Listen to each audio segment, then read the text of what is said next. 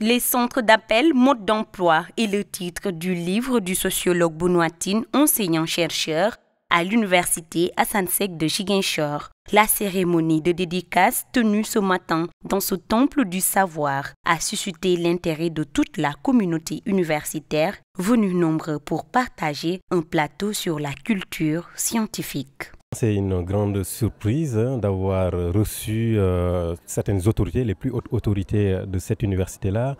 Je veux parler du recteur qui était là, présent, le vice-recteur chargé des études et de la vie de l'université, et même le directeur de l'UFR, donc, qui ont témoigné de leur présence à cette cérémonie de dédicace du livre. C'est tout un honneur pour moi et ça, bien sûr, m'incite, ça m'encourage, n'est-ce pas, à ne pas s'arrêter en si bon chemin, mais de continuer parce que la route, elle est encore très longue, repousser jusqu'au bout les limites de l'ignorance.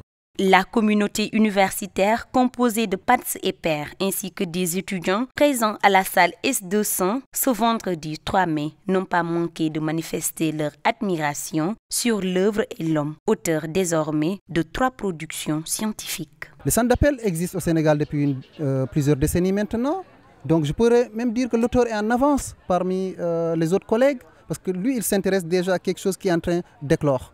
Donc c'est un ouvrage, à mon avis, qui vient à point nommé, d'autant plus que ça allie technologie, sociologie, sciences, relations clientèle. Voilà, dans un contexte de mondialisation, c'est quelque chose qui vient à point nommé. C'est du positif, voilà, parce que d'abord, avant de parler de la thématique, moi je vais d'abord parler sur la personne, sur l'homme, M. Tine.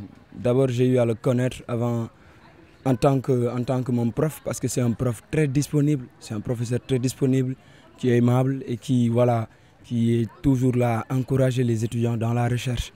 Et c'est ce que nous apprécions chez lui, sa disponibilité. Connaissons-nous réellement ces centres d'appel qui rythment notre quotidien? Qu'est-ce qu'un centre d'appel? Comment l'activité y est-elle organisée? Qui y travaille? Sont autant de questions que l'auteur tente d'apporter une approche sociologique dans son livre Les centres d'appel, mode d'emploi.